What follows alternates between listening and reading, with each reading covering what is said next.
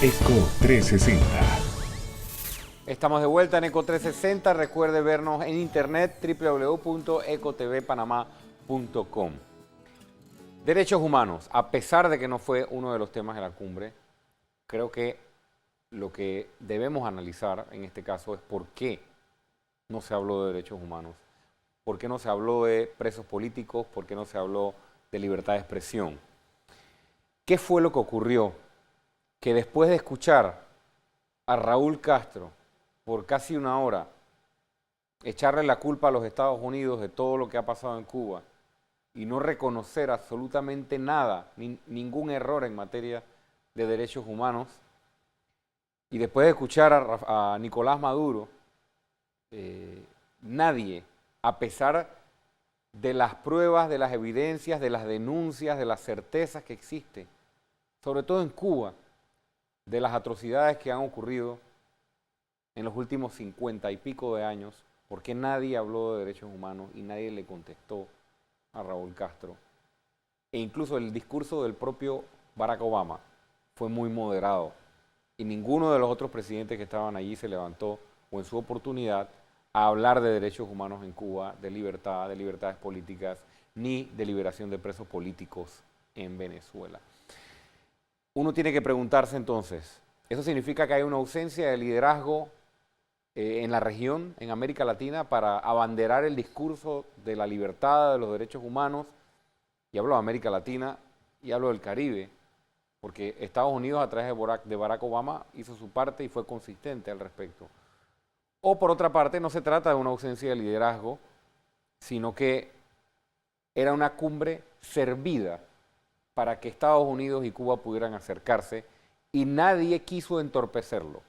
O había un acuerdo o un entendimiento de que cualquier comentario o cualquier expresión o posición férrea de alguno de los otros presidentes sobre derechos humanos en Cuba o en Venezuela podía entorpecer el ambiente para que se diera lo que se dio, el acercamiento.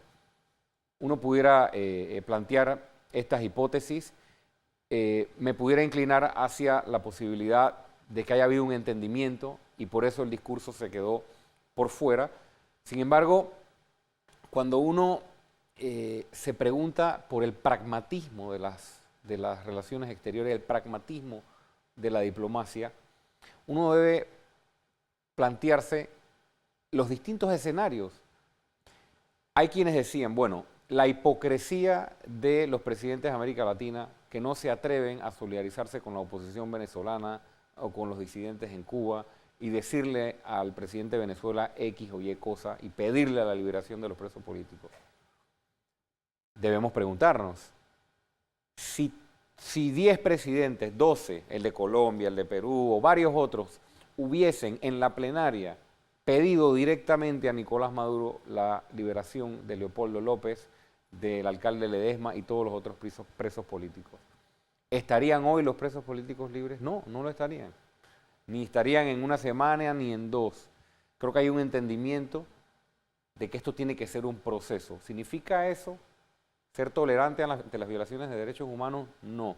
Pero sí es importante entender que cuando tú lo que estás buscando es el resultado, y es que se dé la liberación de los presos, no necesariamente el discurso público de choque y de condena es el que te va a lograr ese resultado, como lo decía uno de los invitados en estos días acá en ECO 360. Tal vez el otro camino demora más, pero logra el objetivo.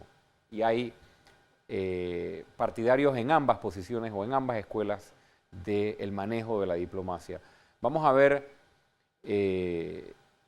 unas expresiones, unas opiniones del expresidente de Colombia, Álvaro Uribe, en redes sociales, que se daban inmediatamente después de la culminación de la Cumbre de las Américas. Y yo creo que si Álvaro Uribe fuese hoy presidente de Colombia, hubiésemos esperado que él dijera lo que aparece en esos tweets, lo dijera en la plenaria. ¿Qué dijo Álvaro Uribe? Los apaciguadores terminen entregando la democracia, la libertad y la iniciativa privada. En Panamá apaciguaban a Castro y a Maduro al tiempo que torturaban a disidentes en La Habana y a presos políticos en Cuba. Perdón, en Venezuela. En Panamá los gobiernos apoyaron a la dictadura de Maduro en lugar de exigir la libertad de los presos políticos. Más útiles las cumbres borrascosas que desnudaban al terrorismo que las que apaciguan a Castro y a Maduro. Cuba, 55 años de opresión comunista, ahora promueven empresa privada. ¿Cómo explicarán los Castro? Ahí está. Yo creo que pudiéramos haber esperado que si Álvaro Uribe hubiese estado como representante de su país, hubiese hecho este tipo de declaraciones en la plenaria.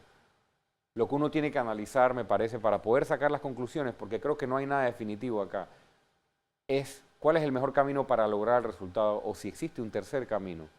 El camino de la condena y de alinearse los países que exigen las libertades y los derechos humanos, que están liderados por demócratas, y tratar a través de esa forma y de imponer sanciones y restricciones, lograr los resultados, o dar el paso que da Estados Unidos y dejar el pasado atrás, ser pragmático y tratar a través del restablecimiento de relaciones, tratar de lograr los cambios. Yo creo que hay que entender que hay distintas formas de ver la diplomacia sin darle a una más valor que lo otro, pero sí creo que es importante que se exija el respeto a los derechos humanos, tanto en Cuba como en Venezuela, como en todos los países de la región. Si no es en la plenaria de la cumbre, a través de otras expresiones. Cuando regresemos del cambio comercial, Cuba y Obama, reacciones, tanto en la isla como afuera, pasado versus futuro y el verdadero enemigo. Ya volvemos.